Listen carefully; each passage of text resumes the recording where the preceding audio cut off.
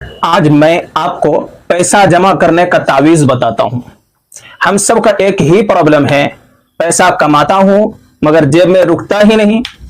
एक भाई से मुलाकात हुई, वो भाई कहने लगे, हजरत मैं पैसा तो बहुत कमाता हूं पर रुकता ही नहीं, खर्च बहुत होता है, कोई तावीज ऐसा दे दीजिए जिससे पैसा रुक जाए।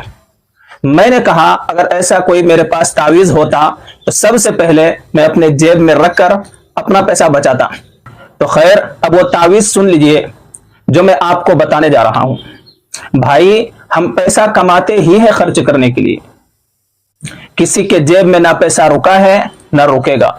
मेरा कहने का मकसद यह है कि आप कोई भी तावीज ले लीजिए, चाहे तावीज कितना ही बड़ा क्यों ना हो, आपके पैसे जितना खर्च होने का है होकर रहेगा, कोई तावीज काम नहीं देगा।